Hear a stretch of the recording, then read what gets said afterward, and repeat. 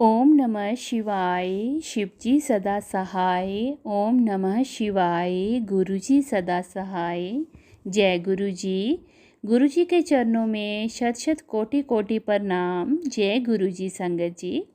आज गुरुजी की कृपा से मैं गुरुजी की किताब दिव्य आभा, जो हमारे लिए सबसे बड़ा गुरु ग्रंथ है, पढ़ने जा रही हूँ। आप सब संगत जी भी सुनिएगा।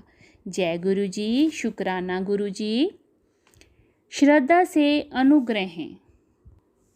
1999 में मेरे पति कर्नल देवेंद्र सिंह, जो दिल्ली में कार्यरत थे, को पंचकुला निवासी एक मित्र ने गुरुजी के बारे में बताया।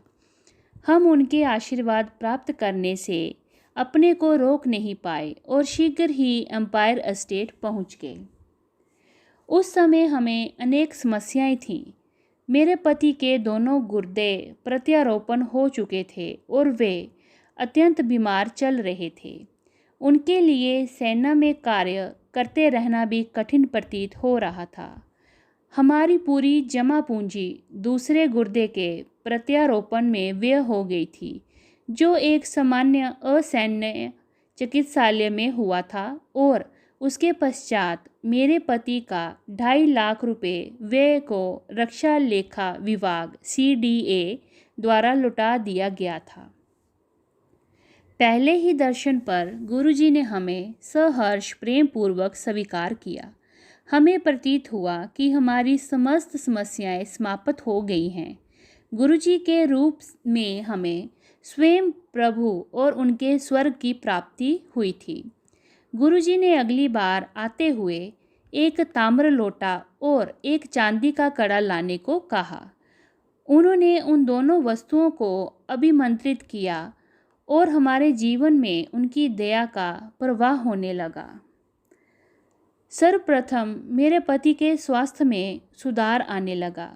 उनके चिकित्सा परीक्षण सामान्य निकले और उन्होंने कार्यालय जाना आरंभ कर दिया।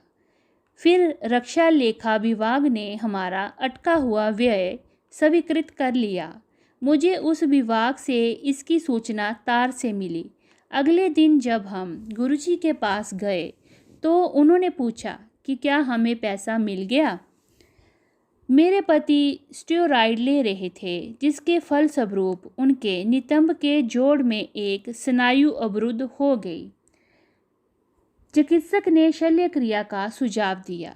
जब हम गुरुजी के पास गए तो उन्होंने इसके लिए मना कर दिया और कहा कि वे स्वतः ही ठीक हो जाएगी। उनके कथन के अनुसार थोड़े दिनों में वह पुनः खुल गई और आज तक शल्य क्रिया की आवश्यकता नहीं पड़ी है। मेरे अनुभव के अनुसार गुरुजी को कुछ भी कहने की आवश्यकता नहीं है। अपनी सभा में आए हुए प्रत्येक भक्त की आकांक्षा को वे जानते हैं। उनके साथ अच्छा या बुरा जो भी होता है, उसका भी उन्हें ज्ञान है। मेरे एक पुत्र और पुत्री थे, परंतु मैं एक और पुत्र चाहती थी। उनकी संगत में बैठे हुए मैंने इसकी कामना करी। सर्वज्ञाता गुरुजी को इस बारे में पता चल गया। घर जाने से पहले जब मैं आज्ञा लेने उनके पास पहुंची तो उन्होंने कहा, ला झोली कर। वे मुझे अपना दुपट्टा अपने सामने फैलाने के लिए कह रहे थे, ताकि वे अपनी कृपा मुझे दे सकें। बिना जाने हुए वे क्या दे रहे हैं, मैंने उनकी आज्ञा का पालन किया। 6 मास के बाद मुझे अपनी गर्भावस्था का आभास हुआ। इतने दिन तक मुझे इस बारे में कुछ पता नहीं था कि गुरुजी ने उस दिन मुझे पुत्राशीष दिया था। चिकित्सक भी अचंभित थे। गुरुजी ने हमारी सहायता फिर करी जब कुछ अवंशित तत्वों ने कुछ राजनीतिकों के साथ मिलकर एक भूखंड पर हमारे आधे बने हुए मकान को हथिया लिया। उन्होंने हमें बहुत तंग किया और हम असहाय थे।